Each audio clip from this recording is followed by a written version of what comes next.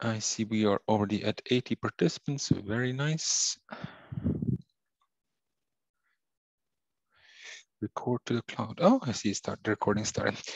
Thank you all and welcome to the Europass Digital Credential follow-up meeting and as in-depth insight from last week's meeting where we just gave you, let's say, human insight into the Europass Digital Credentials, which is how Europass Digital Credentials work in a short, how easy is it to implement and how they are applicable to not only higher education institutions, but also non-formal voluntary organization, training organization, and informal organizations. We were very happy with the attendance and question, and we are even more happy that you also managed to join us for this more in-depth insight. My name is Hrvoje Grganović. I am part of the Europass team of the European Commission in DG Employment, so the Directorate for Employment and Social Policy. With me, I have a very nice team of co-moderator, I would say. I will give them the floor right in a second, but just in the meantime, before we start, I will just ask one more time, Ildiko, for those newcomers to put in the chat for everybody. There is a link, Ildiko, our team member from the Europass Digital Credentials team, will put, and if you fill it in, you will be able to see to get your Europass Digital Credential issued to you and after this meeting for attending this meeting. So without further ado, I will give the microphone or the virtual microphone to Ildiko, our, I would say, background specialist in Europass Digital Credentials. She will introduce herself very shortly. Then we have Professor Dr. Gelalia here with us, and of course, Anthony, our wizard. So if you can go down that road. So Ildiko, you first. Thank you very much, and thank you for the lovely labels you gave us. Yes, I'm one of the representatives of the Europass Digital Credentials support. Oh, Ildiko, you got muted. Yeah, somebody muted me. It wasn't me. Oh, okay. Can you hear me now? Yes, yes. Okay. So I am one of the representatives of the developer and the support team for the Europass Digital Credentials. I myself have developed quite a few of them and was in touch with the 18 piloting countries who started this journey with us way back in 2019. One of the pioneers of which was the University of Split. So we are really delighted that they take this experience so close to their heart that they actually took the effort to organize this series of events. And I am absolutely delighted to see the turnout. After last week's participation rate, we couldn't have expected such popularity, and I look forward to giving you some more practical details about where these credentials come from, what they look like, and how you can get one. So please fill in the survey that is copied into the link, so you will be able to get your first or N+1 Europass Digital Credential after the event. And now over to Mila or Anthony. Well, okay, I can. So good afternoon to everybody. Thank you for the nice introduction by Hrvoje and also Ildiko, well, to the University of Split, in fact. And you see on my background picture, well, that also I'm here representing the Alliance, European University of the Seas. So I am professor of physics at the University of Split, Faculty of Science. And as I said, within the European University of the Seas, CEU, which in fact includes 6 universities from Cadiz, Spain, Brest in France, Kiel in Germany, Gdańsk, Poland, Split, Croatia, and Malta. And within the Alliance, I'm leading Quality and Ethics Subcommittee and also 2 tasks, specific tasks related, one related to the European digitally signed credential frameworks and also very well linked to the European student card implementation, and also the developing model for automatic recognition of higher education qualifications, firstly within our alliance, but also we want to link the automatic recognition also to the Europass digitally signed credentials, and of course to the quality assurance according to the ESG in Bologna process, Europass, lifelong learning and other tools. So I'm really happy to be here again with you. Thank you both. So, and then our last but not least and star presenter, Anthony. I hope everything worked for you. Anthony is known to have some technical troubles always. Okay, so yes. Yeah. Well now, excellent. So good afternoon, everybody.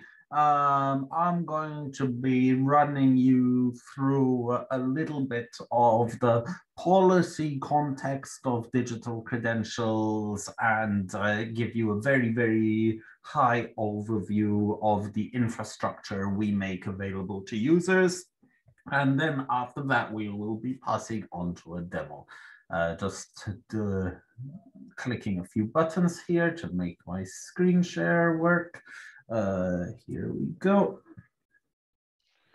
Before Anthony, you just go into your presentation, I would like to remind everybody, so if you have any questions, do write them into the chat. We will address them after each and everybody's presentation. And of course, maybe even Ildiko, if she spots something during the presentation that she can answer right away, she will do it in the chat.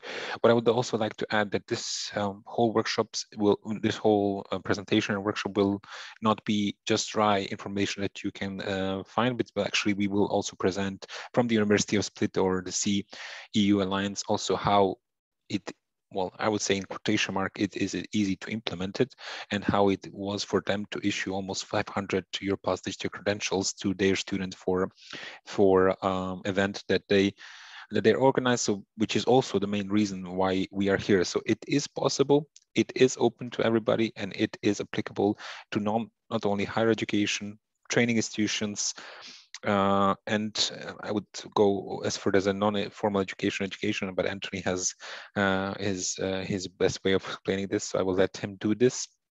And finally, before Anthony starts, I would also like to thank the Agency for Mobility in Croatia, which is basically Mia, represented by Mia here. She will be in the background helping us with everything, but it is her fault that we are here. And thank you all. A big thank you from our side, and let's continue with Anthony. Thank you, Hervé. So a little bit of policy background first. The digital credentials, let's say the excitement around digital credentials started in January of 2018, when the Digital Education Action Plan at the time committed the Commission to providing a framework for issuing digitally certified qualifications. A few mentions about this and why it was important at the time. If you remember, in 2018, we were at the height of the first blockchain hype. There was a new company coming out about every 3 weeks promising different types of blockchain-based credentials. You had different digital credentialing standards, partly from private companies, partly coming from public companies. And when you had a look at the ecosystem around Europe, something very, very strange was happening. We were moving from a universal standard everyone accepts, even though it's slow and bulky, which is paper. Everyone accepts paper, to a digital technology where we were having tens of competing standards and where you are going to have digital credentials which are super fast, but which aren't accepted in most places. So the Commission saw a reason that there needs to be, let's say, some intervention to allow for harmonization and recognition of credentials across Europe. To do that, there are two very, very key words here. The first is framework. I'll explain this more as I go throughout, but the idea was not to build a software tool. It was to create a framework to allow different stakeholders to be able to issue credentials and even to build their own systems. The second part, which is very, very important here, is digitally certified. So the idea was not to just be able to send certificates, but it was to be able to send certificates that have some kind of legal value, that have some sort of legal admissibility. And because it is the European Commission doing this, it would also need to have cross-border admissibility. I'm not using the word recognition on purpose because cross-border recognition means something different, but at least you would want to be able to recognize that credentials are valid across borders. Fast forward to 2021, and the idea of digital credentials is being included in a whole bunch of different policy documents. You'll find it's a key part of the European skills agenda. The European data strategy, which is the document that talks about European digital sovereignty, highlights the important role of digital credentials and commits member states to producing digital credential transformation plans by 2023. You'll find a role for it in the communication on completing the European higher education area, and I could go on and on. When you take a look at all the actions and all the policy documents, the impression you start getting is that within 3 to 5 years, we hope to have moved towards a system where digital is default. So there's a lot of action, there's a lot of movement in the area. What is a digital credential?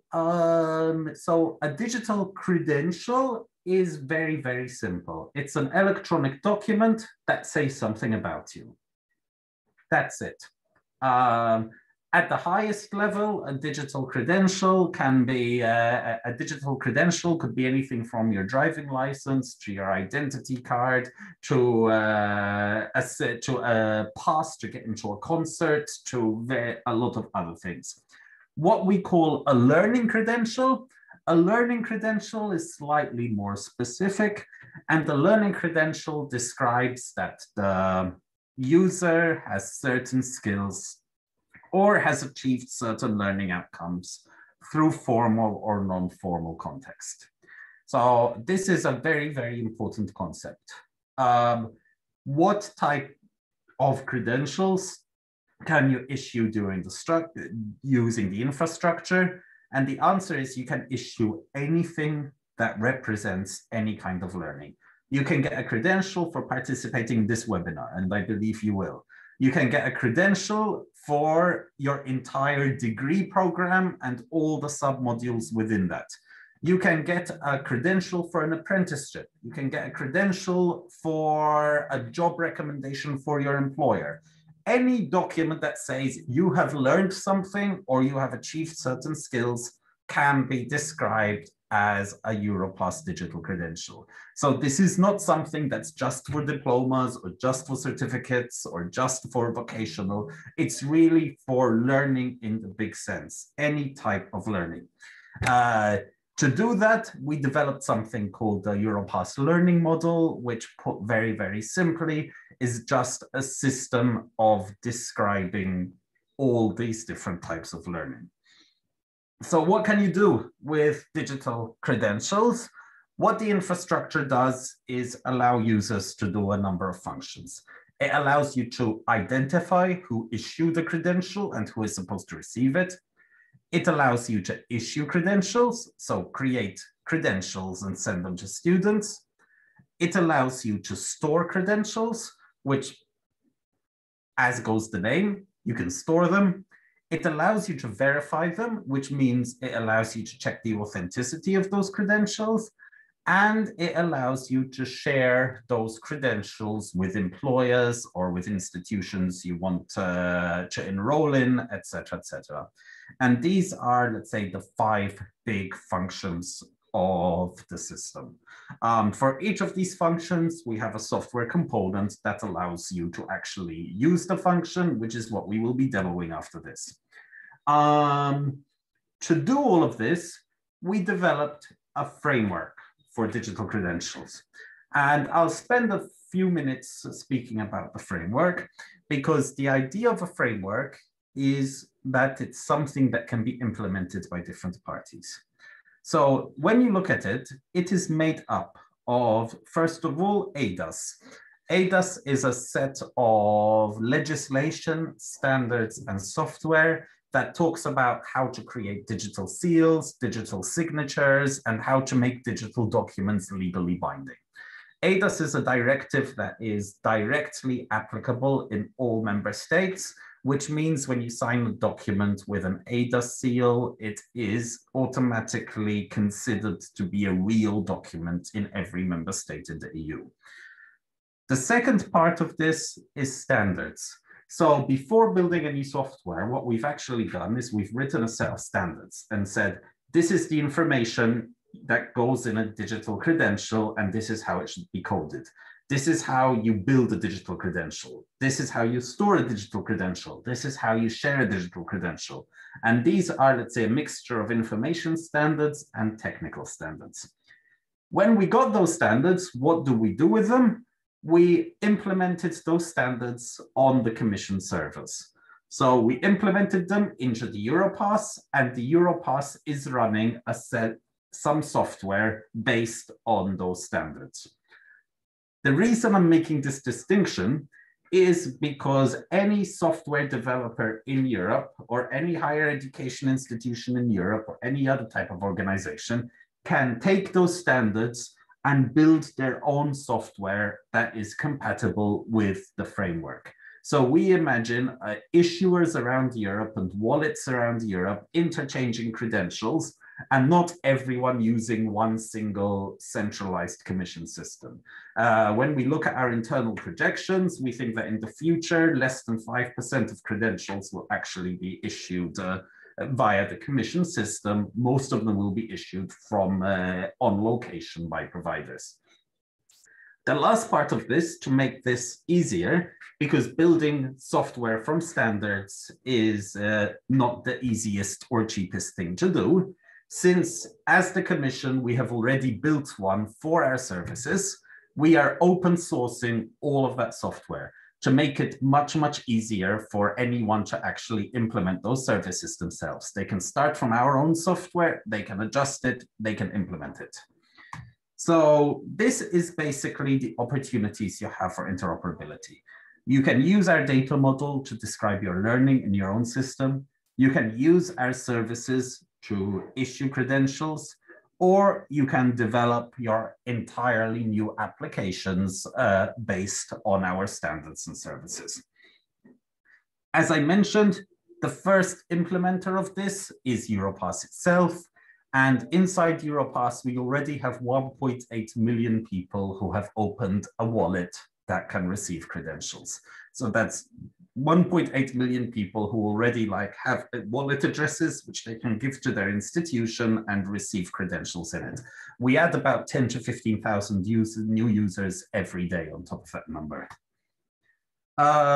This is what a digital credential looks like. So you see that you have rich data on the left, a visual representation in the middle, and authentication and verification checks on the right.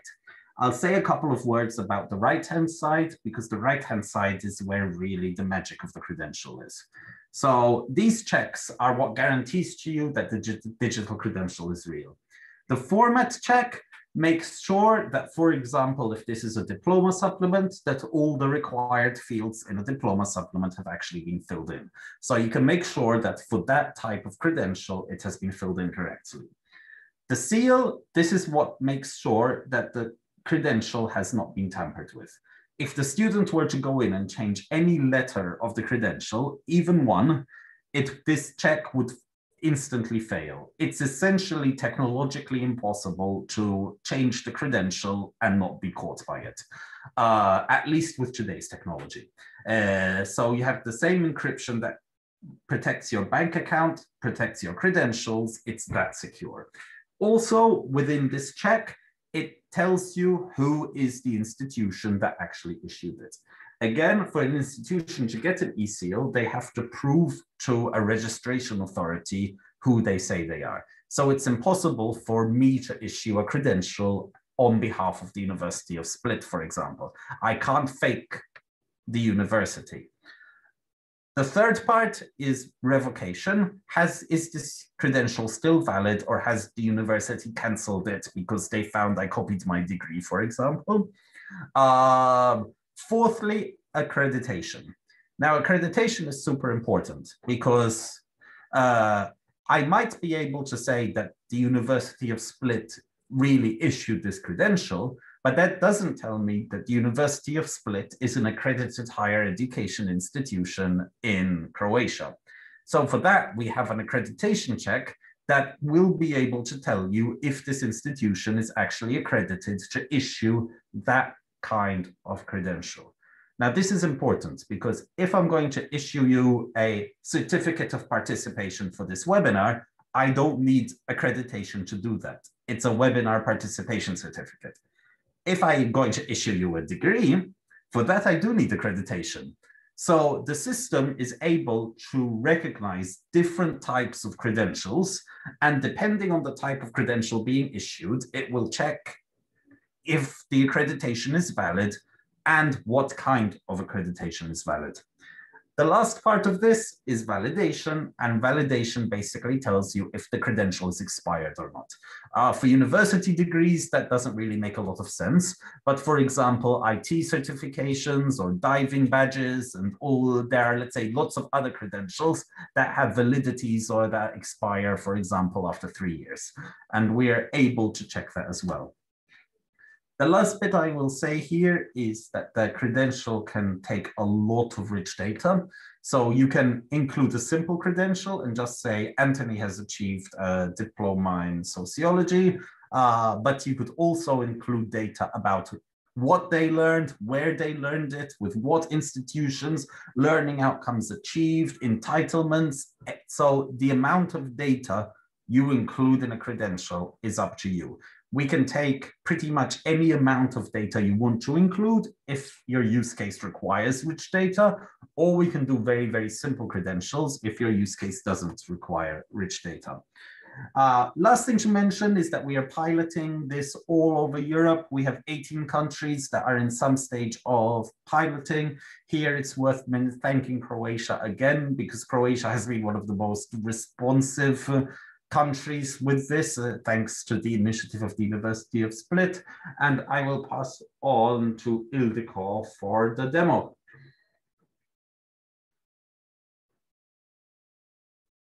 As a matter of fact, before we get to the demo, yes. I think it would be nice to hear some of the first-hand feedback of this journey from University Split itself.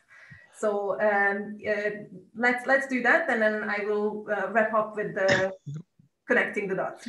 Yes, thank you, Ildiko. Before we give the floor to Professor Jaralia, Anthony, if you just want to address one of the questions that we got, I would like to know how you identify the receiver. I mean, I'm already answering it. You're already answering, but anyway, Anthony, if you want to just give it floor, you see this is so far the only question, and thank you. Whoever Bernabeu is, and always, of course, happy for all of you others to give us some questions. So Anthony, here, Ildiko gave her comment. Would like to add anything? And a second question also from Dave, who would like to understand better on how revocation certificates are issued. So either Ildiko or Anthony, if you want to address that. Oh, you need to unmute me, Hervé? Really? Okay, ask to unmute. No, I can only ask you to unmute. Ah, yes. Oh, no. Now you muted yourself. Okay, the room doesn't let me unmute myself.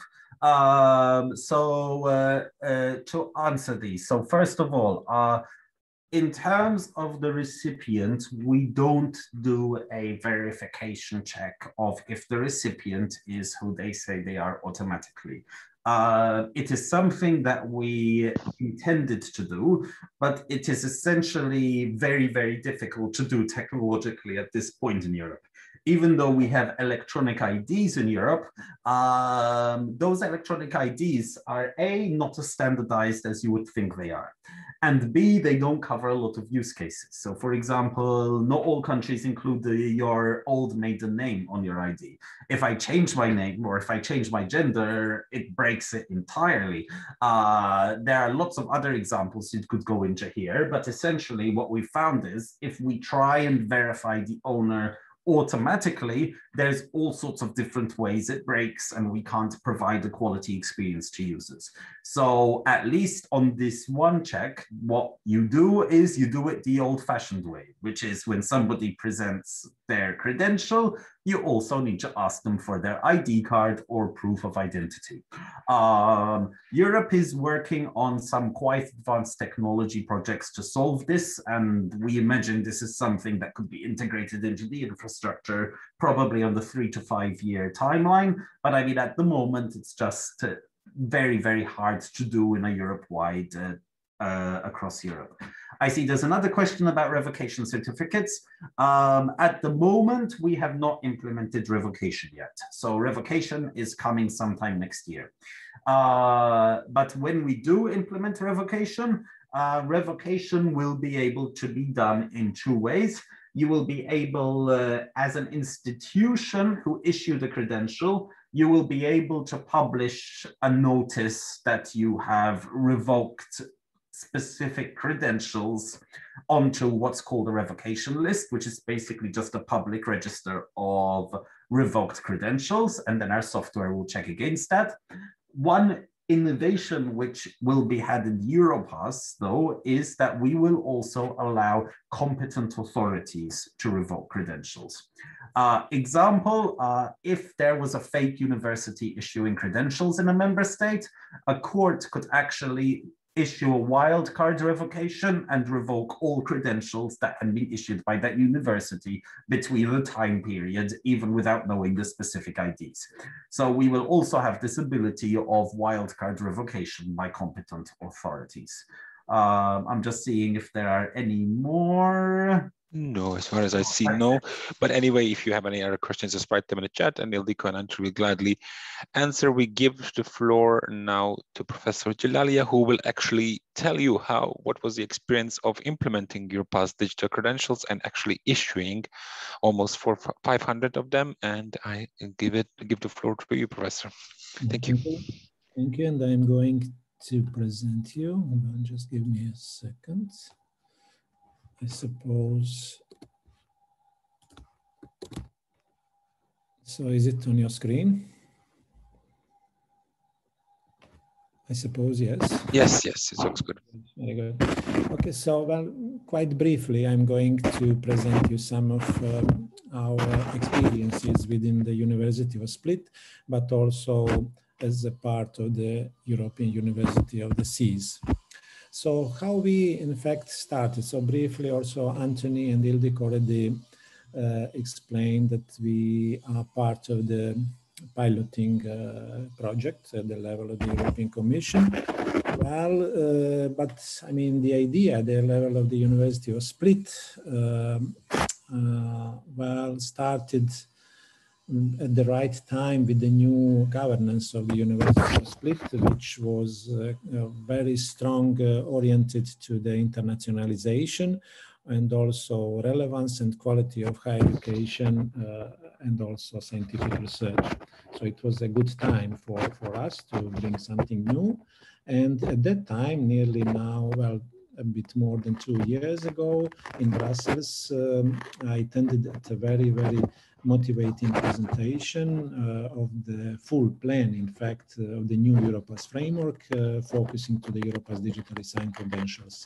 And that was the driving force, I mean, behind the idea to be part of the EU activities and also implementation of the Europass Digital Credentials. So we at the University of Split so started, I mean, well discussed at the governance level of the university, and so culminated with the expression of interest to the European Commission.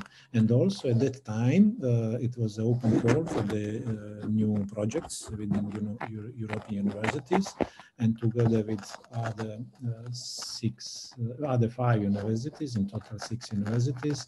So we proposed partly also this activity within the, I will show you just after, within one working package. Miles, just a second, maybe your microphone is on the desk. It's making a lot of noise. Okay, is it better? Yes, much better, thank you. Okay, thank you. So the first, in fact, the step, I mean, towards implementation and understanding and implementation of the Europass Digital Credential for us was, in fact, to understand. So it means analyze the idea behind and to understand, in fact, potentials in the future, other than just, I mean, signing usual credentials, but also to understand full idea behind, to see whether those potentials will be able to, I mean, to use for other types of missions at the university, not only Split, but also others. And also crucial element for all was the involvement of other professors, colleagues, administration, etc. So here you can see, I mean, several steps in regard to that. And well, quite, I mean, important technical element was also to install an IT tool that was, I mean, quite intensive part of our work, because, I mean, now it is quite easy, but I mean, at that level for us, it was not so we needed also technical support from the ILDICO and others from the European Commission group. As I said, the understanding, and well, we succeeded to have a first issue of real credentials for the moment for the non-formal and informal activities. And also we, as a University of Split, also will give credentials, signed credentials also to all participants for this event and also previous, but well, nevertheless, it is just a straight process. Everything is ready, but we need formal approval at the rector level.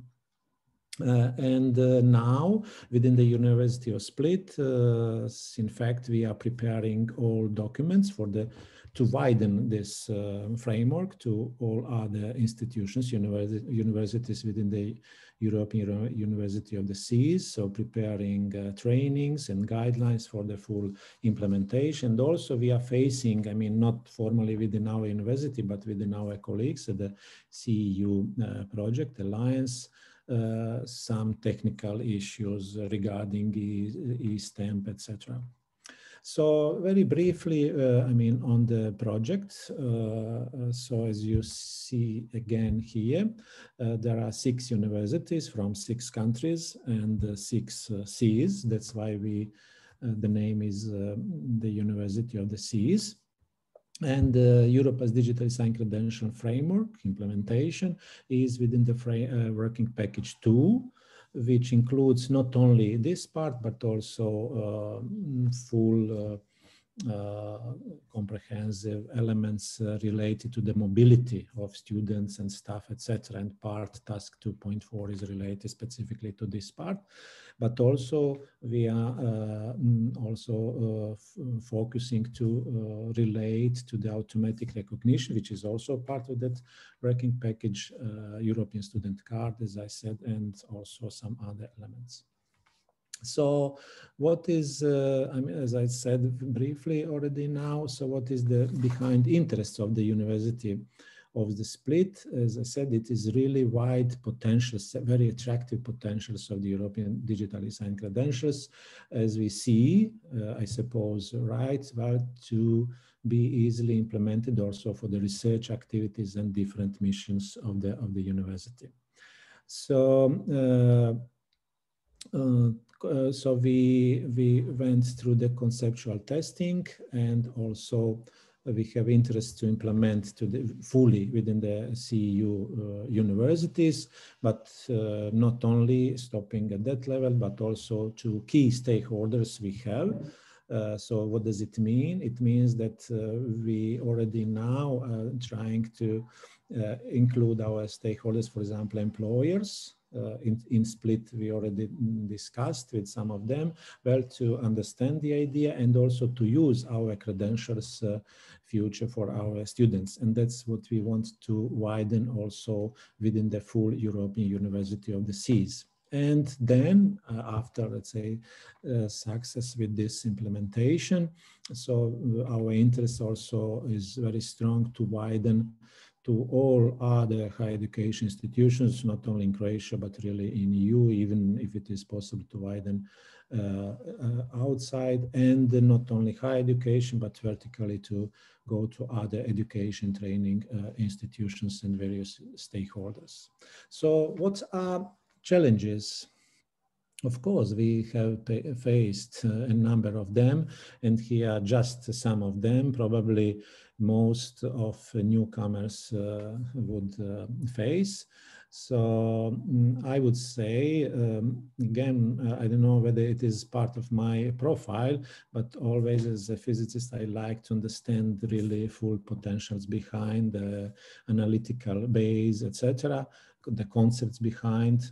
So that was challenging at the time to understand fully all parts of the framework.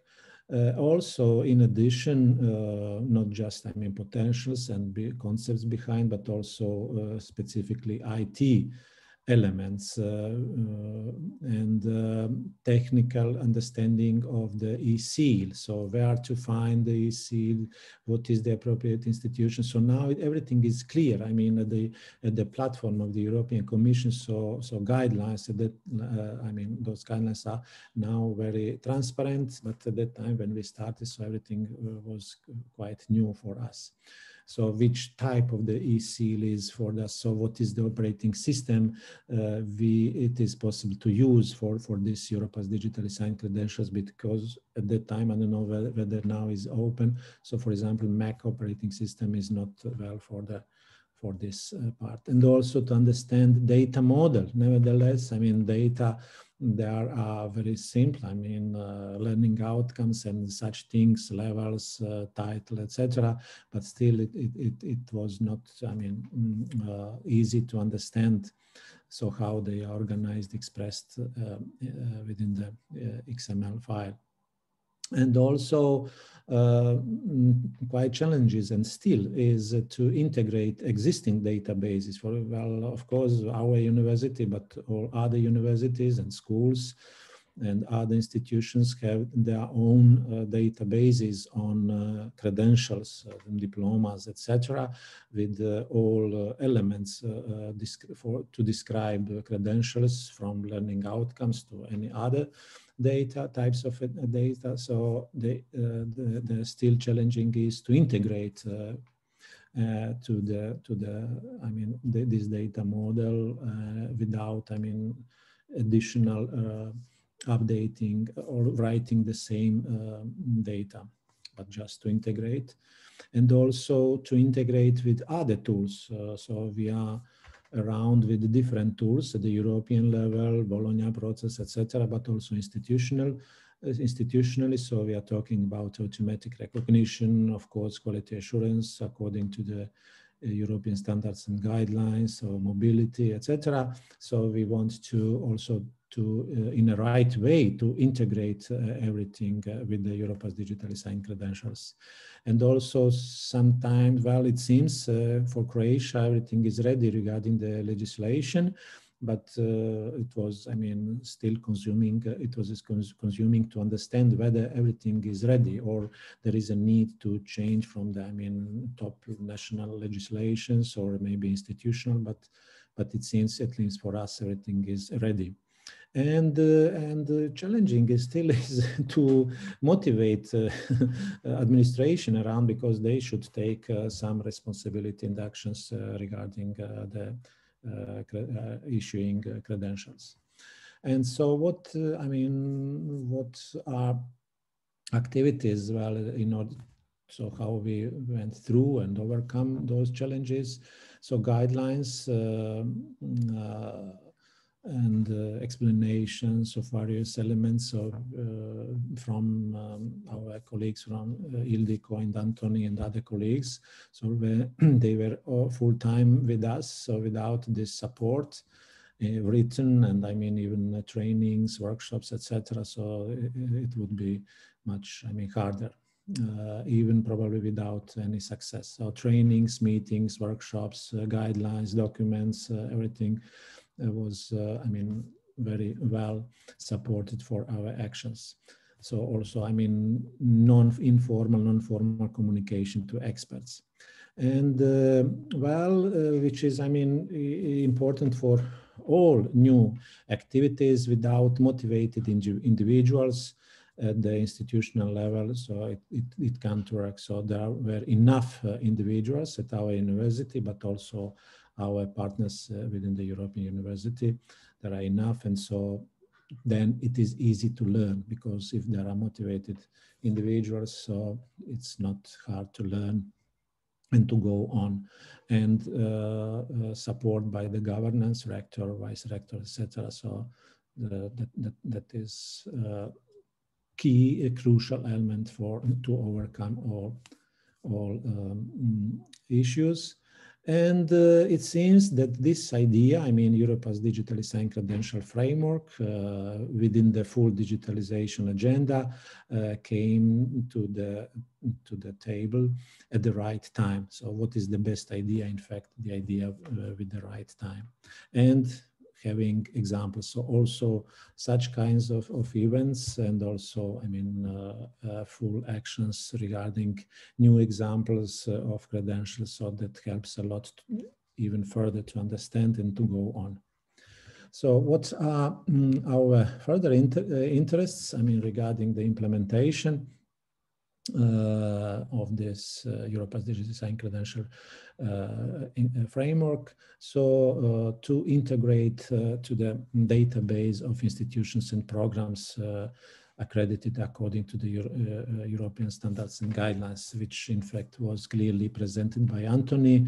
You saw attributes, I mean, regarding the credentials, and one of them was whether the institution program is accredited. So now we need to integrate, we want to integrate, this is our interest, to integrate our formal credentials, so it means formal diplomas at the university, to that database, and to use this database for this attribute. I suppose that will go on that way, but we will see. And also to integrate to other European transparency tools, European qualifications framework, which is obvious, but also probably to use taxonomy, which is presented within the ESCO, Europass skills, competencies, occupations, qualifications, taxonomy, but also the transparency tools we have at the European level.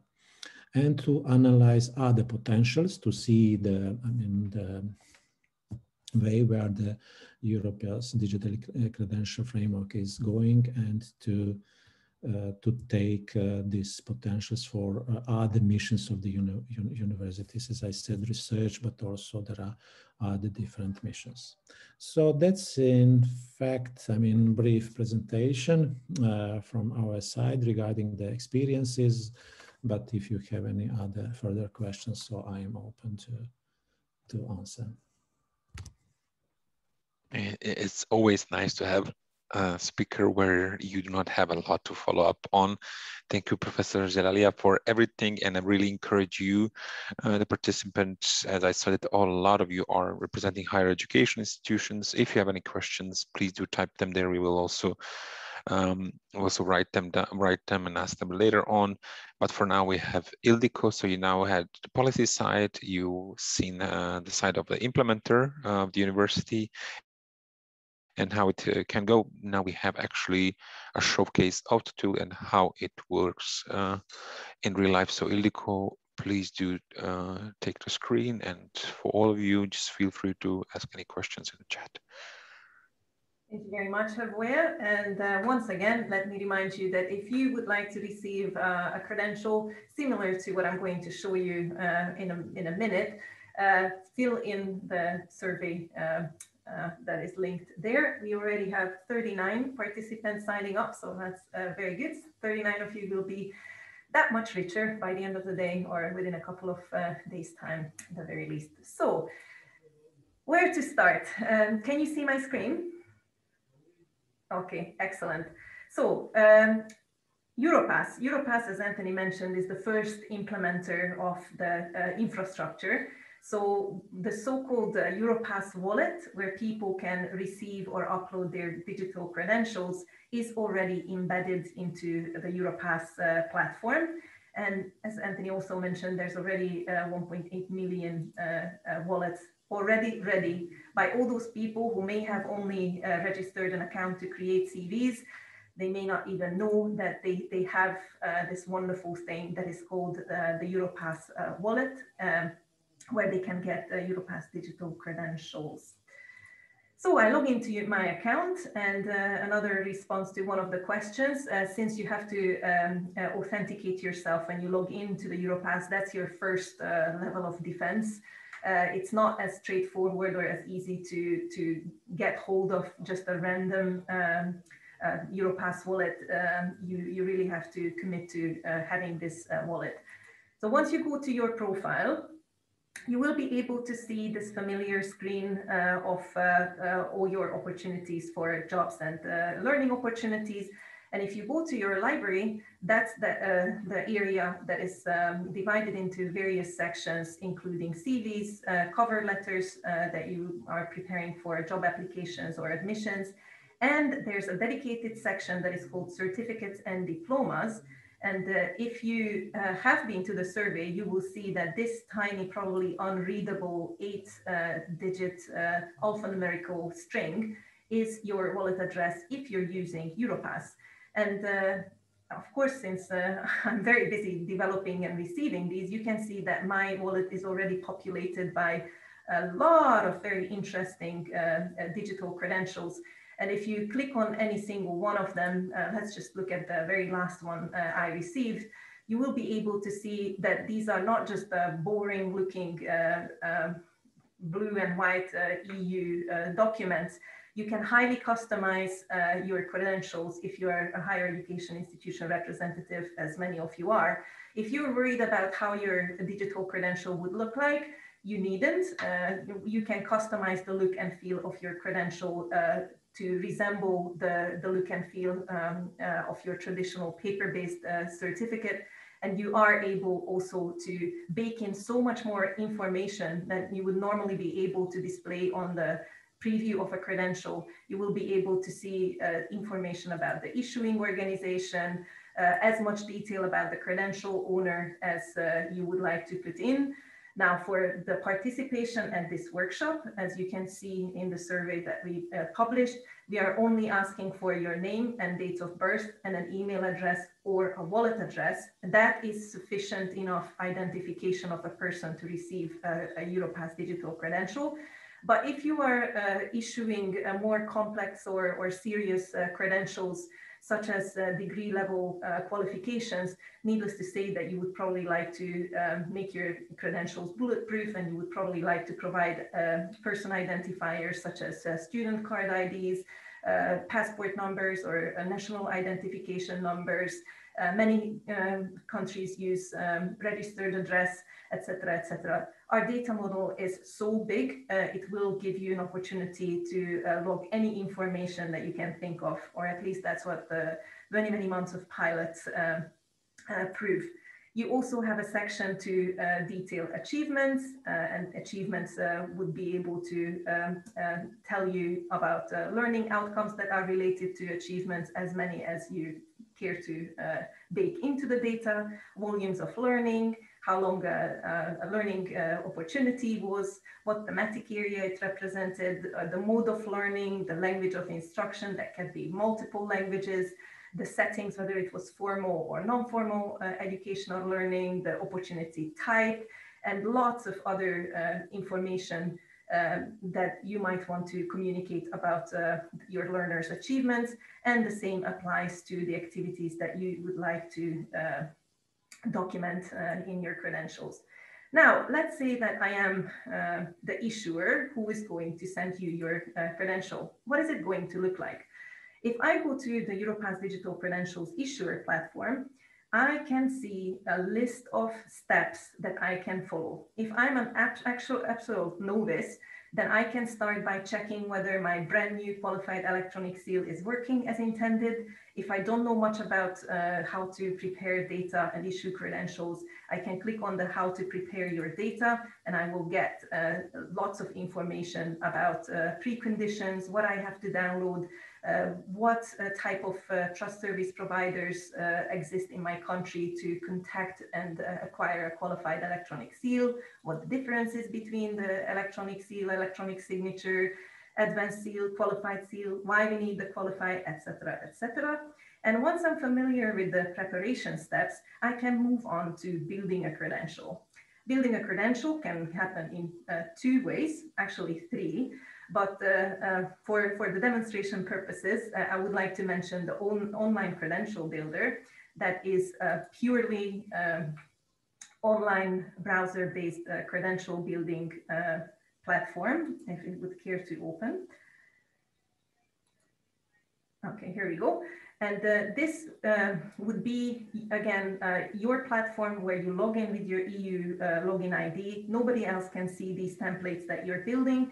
And you can start logging all your various credentials, the achievements that you link to credentials, the learning outcomes that you associate with learning achievements, activities. Again, activities can be contributing to your achievements, and some of the learning activities may be assessed.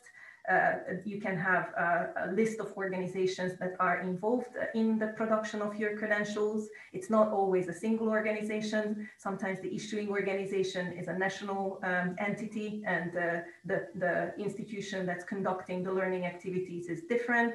For example, in the very case of the University of Split credential that you saw a preview of on one of Anthony's slides, the issuer is University of Split, but the child institution or organization that conducted the learning activities is a sub-faculty, a faculty of GeoDC. And then, of course, there's the entitlement section that you can also use to document entitlements that are either actual or prospective. If you, for example, get a bachelor's degree, that might entitle you to enroll in master's. If you have a master's degree, that could entitle you to enroll in postgraduate training. So once you have your credential built, then you can just click on the issue flag, and then you will be able to add your recipient's information. And once you fill this in, you will see that there's very few information that is compulsory. These are all marked with red asterisk signs, but you can also provide other descriptors of the credential recipients, such as citizenship, place of birth, various identifiers, address, and of course, at the end, the delivery address that could be either an email or a wallet address. And as always, because we care about GDPR, if you are a credential issuer, you will have to confirm that you have the right to upload information. And of course, our system does not store any information, only in cache while you're getting through the issuing process. The other means of issuing credentials is to prepare them in an Excel format. And this button is going to give you access to a growing series or list of different credential templates. So far, only the generic is available, and that's the richest. It has 8 sheets, the same as you have seen on the online credential builder, including entitlements, activities, assessments, achievements, learning outcomes. But because not all of these credential components are applicable to all types of credentials, you may only wish to use a future application profile or template that is just an activity completion, for example, like this workshop, or that could be a full-fledged diploma supplement. You can do that too. So you select your blank template, you download it onto your computer, you open it, you fill it in, you contact us to ask for help, how to link your data. And then once you're ready, you can go to the third section where you upload your file, seal, and send. Now, briefly, I mentioned here that those of you who are more advanced are able to build the credentials as an XML. XML is the native format of the Europass Digital Credentials. So if you are able to do that, that's probably the straight way. But all our tools, such as the online credential builder and the Excel template, will help you and give you a more user-friendly template that you can use to customize. So here we go. What does it look like? I prepared the credential to send to myself. So this is it. I'm going to open the file that I pre-populated before this event took place. It's going to appear on my review screen. And as you can see, I already passed the first step, which is the format validation. So this means that the certificate of completion that I uploaded is valid in technical terms. Now I'm going to seal this credential.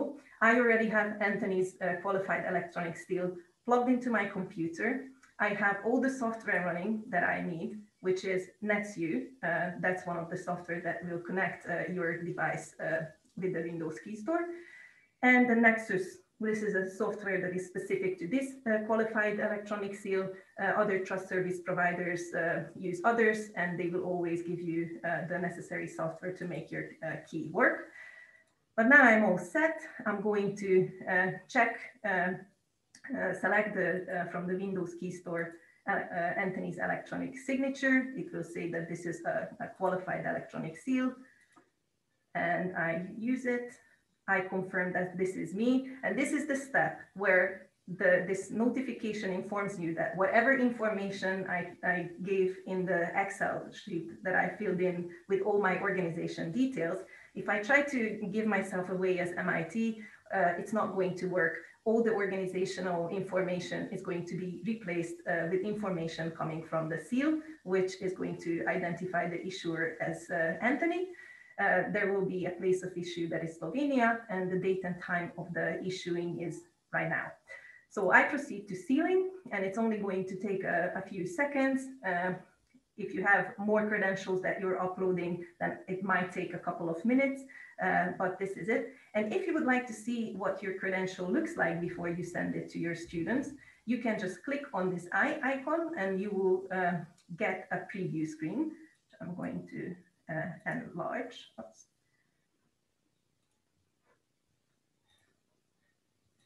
And this is the credential that I'm going to receive soon. This is what it looks like. It's issued by Europass. It has my name on it. It says that I have attended the interactive workshop. I can check the details, which will say that what I'm going to get is going to be different than yours, because this will say that I'm also not just a participant, but a moderator. And as I'm one of the moderators of this workshop, I also demonstrated various learning outcomes such as communication, collaboration, and creativity. And there's a description of this. You can link learning outcomes to ESCO skills, which is again a multilingual taxonomy or classification of skills and competencies. And if I am happy with what I see in the preview and I think it's ready to go, then I just go back to the send screen on the issuer and press send. And because my file included both my email address and my wallet address, these last two ticks mean that the credential was sent to me by email, but it was also successfully deposited into my wallet. So if I go back to my wallet and I refresh my screen, my newest credential is going to be the one I have just issued to myself, hopefully. Yes, it looks good. Here we go. Certificate of completion. If I open it in the preview, you will see exactly the same front as I showed you in the preview. And if I go to the details, I will get the authentication and verification checks. It has been issued by Anthony, even if I try to give myself away as somebody else.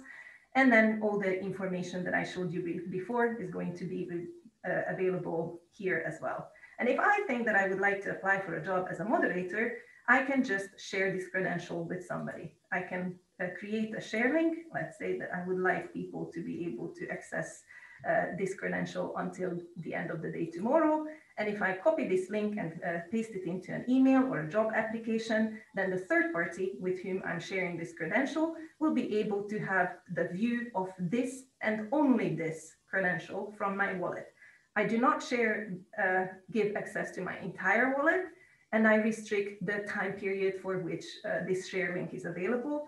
So if I paste this link into the chat, once I stop sharing my screen, you will be able to check this out. But if you check it the day after tomorrow, you will not be able to see anything because the link will have expired.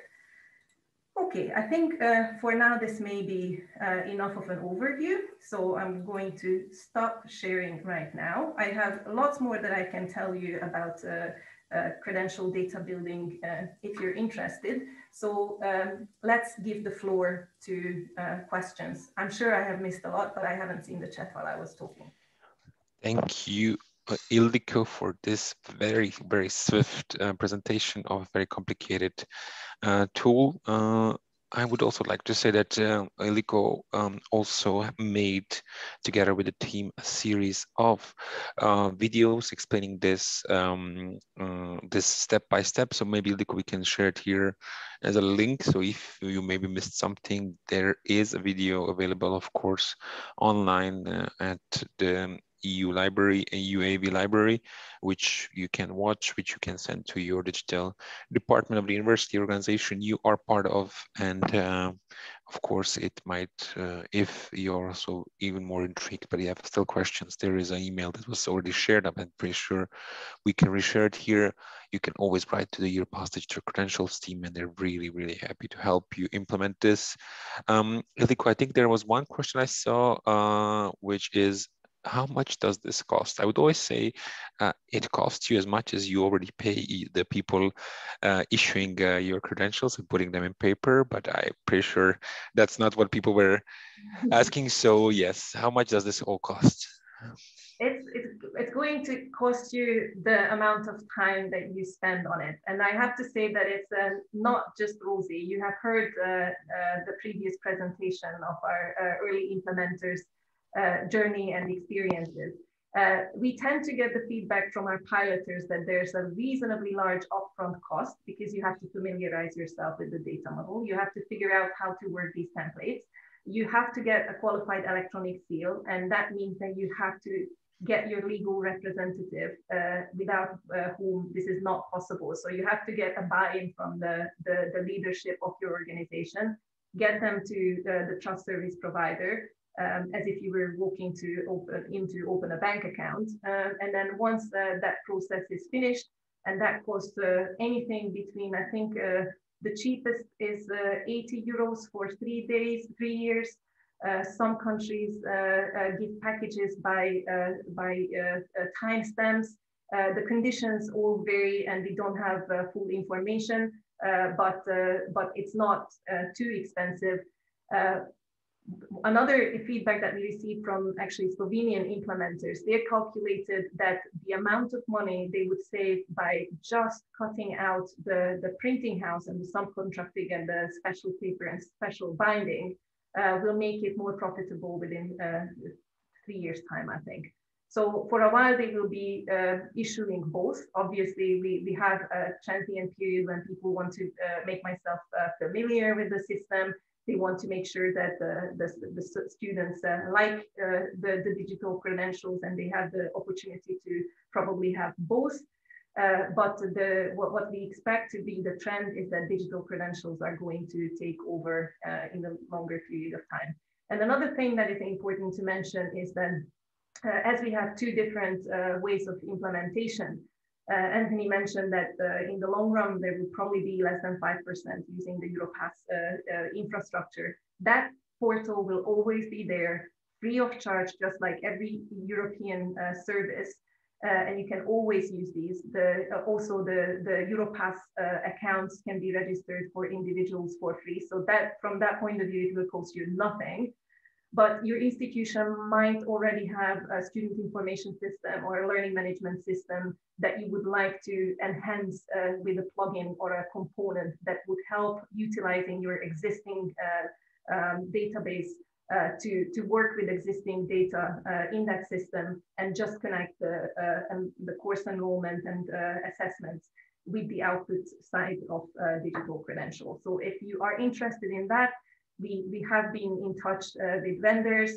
Bring your vendors, your Moodles, your edX, open edXs on board with us. And if you have a little team who would like to pilot on a smaller scale, we have a team who's handling these kind of requests. So please just get in touch with us. I think the email is somewhere in the chat. I would like to say that the cost may not be great for the university, but the reduction of cost for a student, and I'm really scared to say this because my university, I can see, is very well represented, the University of Osijek here, is quite big. To if you lose your diploma like I did, to go back from Brussels to, and especially for example now in these times where it's quite harder to travel, it might be not even able to get your diploma if you lost it and you need it for a job application, for example, where it's really needed to confirm that you have it. It might be much better for us to have it implemented. But also, Professor Jelalia, if you want to maybe from the experience of a university already implemented it, do you want to add anything about the cost?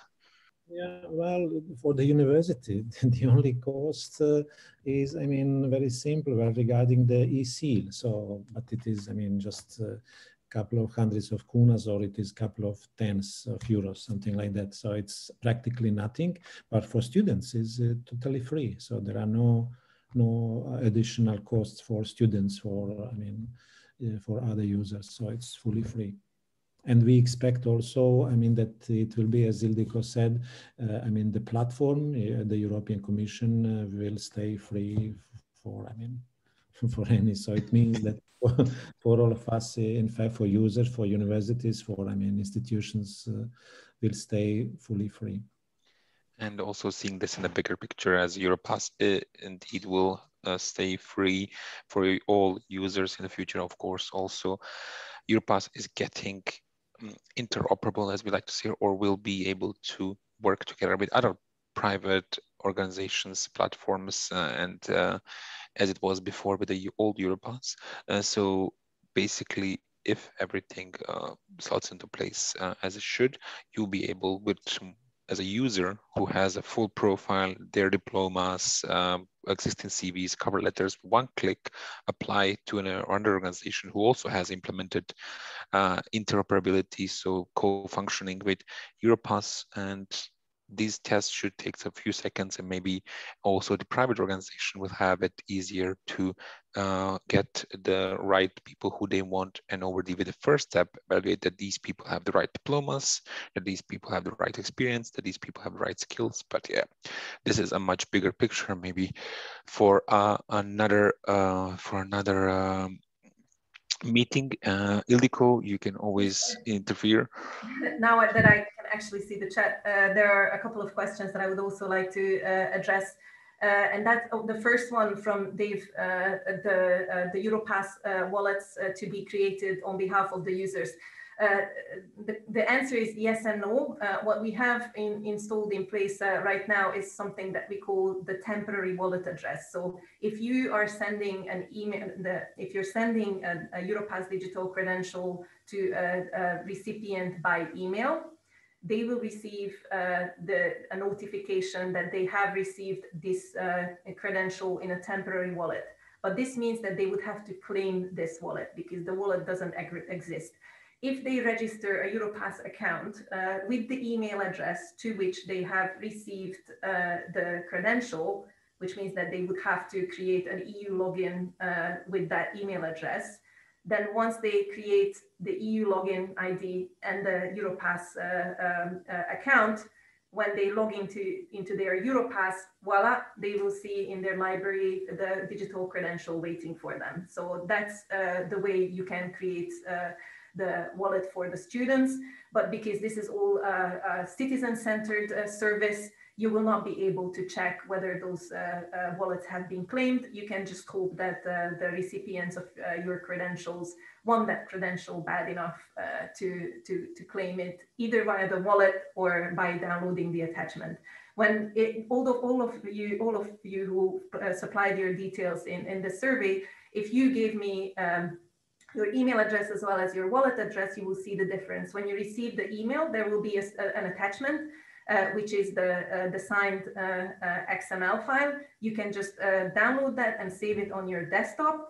There will be also a viewer link in the email. And if you click on that viewer, you will be able to upload this XML that you downloaded from the attachment, and you will get the exact same preview that I showed you with the exact same information. And if you don't mind, you obviously can share that XML file with third parties as well, although that's not the recommended way of sharing your credentials as citizens with third parties. So, so that's possible. And then the other question was, hopefully I haven't lost it yet.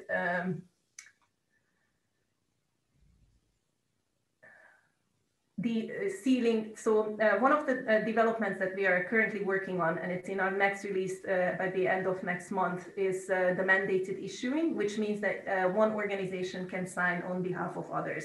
And this, I know, is a very welcome adjustment or feature for those smaller providers who would probably struggle getting a qualified electronic seal. And in many questions, there would actually be a legitimate party, a national organization that would issue on behalf of others. For example, in Greece, LPEP is issuing on behalf of all the Greek universities. But in this case, LPEP would be the issuer organization whose seal goes onto the credentials, but the sealed credential will also say, sealed by LPEP, issued by or awarded by XY university. So our data model and our tools are flexible enough to make it possible for the smaller providers to benefit from this service. I hope I answered that question. That's Alexander. And I will copy and paste the, unless somebody else already did. Yes, we already pasted the link to the credential survey. So there is one more question. Should the recipient lose the XML, can it be resent? You can obviously, if you remember that your university or the credential issuer, which might sound funny right now, but in the future, we expect a greater role for micro-credentials.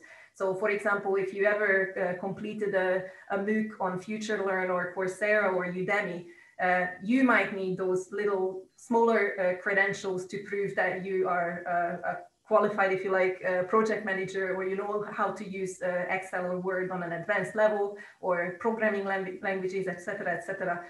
Most of the times, what you receive from these MOOC platforms upon successful completion of a short course is a PDF, and very often there's a verification link there as well. So obviously, credential holders and citizens just need to grow up to this challenge and responsibility of organizing their data, but this does not disappear. If your issuer has archived your credential, just like universities do right now in paper version, you can always contact them and they will find you in their archive, and they can resend the credential to you as well. So from the digital point of view, this is absolutely possible. And in fact, it's quicker than other ways. And actually, just to what Hervoja said about the university and losing your diploma, you don't have to lose your diploma to have to ask your university administrators to reissue something. In some cases of job application, the HR department would be asking for certification from the university. And sometimes that's quite a lot of administrative burden that, again, if you have a digital credential that does immediate real-time verification of the validity of that credential, that replaces all those phone calls that the HR representative would have to do. And just imagine if this is a cross-country employment situation, if somebody from Germany is applying for a job in Portugal, that language barrier to a large extent can be removed by the use of those controlled vocabularies and standards that we mentioned. One of the purposes, of course, is that credentials are understood more or less the same way wherever you read it, but on whatever language you speak. Indeed. I think in our agenda, there should be time for a wrap up by the moderator, which could be me, but I do not have a lot to wrap up as you're taking away all the good lines. Thank you all. I do not see any more questions. Even if somebody wants to, take the floor, you can raise your hand if you have any concerns. But anyhow, please do, as Ildiko said, reach out to us. There is quite a few nice videos that we made also for the main event. What happened last week. I should be able to find them from the agency, Croatian National Agency. There also seem to be very popular for videos that talk about a topic that is very specific, which is Europass Digital Credentials.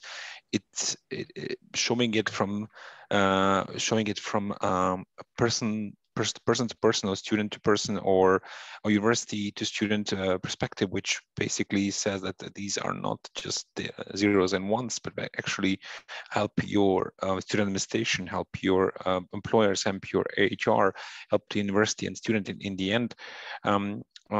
In a daily life actually seems to be very, very, very helpful and very popular with students. We also have one more missing question. Ildiko or Anthony, if you want to go on that one, and we can also wrap up for this meeting. And Ildiko, if you want to take this question, or are you just going to answer? I am the worst person in multitasking, and I'm just copying the link. So if you could read out the question while I finish the chat. Yes. What happens if the first or last name in a diploma I deliver doesn't fix with the first or last name in existing wallet that the student has provided to the university? That doesn't matter. The identifier of the wallet is the 8-digit alphanumerical string. The name is provided in your credential data, and actually that's one of the reasons why you might want to revoke your credential. Not to mention that in many countries, when women marry, they often take their husband's names, and then they have other names, and in other countries you have patronymic names. Our data model is handling everything. So you cannot have name change that we haven't anticipated. And this is all possible to build into the metadata of your credentials. So yeah, but of course you will have to make sure that your data provision is as accurate as possible. That's why you have the preview. Check your data before you proceed to the sealing step in the issuing process. And that's the only way you can ensure. But probably everybody is doing that in the paper world as well anyway. Thank you, Ildiko. I always avoid saying that they cannot throw anything at us that we cannot anticipate, because there is always that one case. But anyhow, thank you all for participating. I want to one more time thank the University of Split, the CEU Alliance, for bringing us together here with their issuing of almost 500 Europass Digital Credentials, which started all this journey last week's event, which you can still look up and on the Facebook of the agency. Croatian National Agency, Mia, if she is still there, also big thanks to her and the whole team for the promotion. Here in the chat, I also posted the video from the promo video from the University Split and the agency about the Europass Digital Credentials. It has almost 30,000 views, and it's just a week old. So we really, there is interest for this topic, it seems, around Europe. If any of our speakers want to have still a final word, then we can close this meeting on our side. Well, thank you, Hrvoje, thank you all, thank you colleagues, thank participants. So it was my pleasure, and looking forward also for any kind of collaborations or similar events. Thank you to you, Professor Gilalia, and the whole team, the Ivanas, and everybody from the rector that also took part in this promotion and all the whole event. Please do thank them also in our name. Thanks also to Anthony and Ildiko. Great event and everything. To all, here is the email if you want to reach out to us, to the team, and see you around, and hopefully. And thank you, Hrvoje, and thanks Maxine as well, the master and mistress of ceremony and our communication gurus who also helped promoting the event. And maybe we will see you at another one. There will be a few more this year. You can never have enough demos of how to use. Maxine would always tell me that I forget to promote our channels. So yes, the Europass Europe channels, please, if you have any questions, follow us there, and we will gladly. Also, if you want to invite us to any of your events in these weird times where we sadly only can attend them online, but it also means that we can attend more meetings. Do please feel free to reach out to us, and we will be happy to answer if we can. Thank you all, and yeah. There was this question about the code and how to become an implementer. I did mention earlier, so the person who actually asked the question already got an answer, but if you would like to, if you're contemplating early implementation on behalf of a smaller team, a project, or your institution, please reach out to us. The email is there, edcsupport@ec-europa.eu, and we will organize a bilateral meeting to scope out your specific needs and customize a plan for you, how you can start your own journey to issuing Europass Digital Credentials. And thank you very much for your interest and your time. Thank you all, and have a nice afternoon, and see you around. Bye-bye all. Thank you. Bye-bye.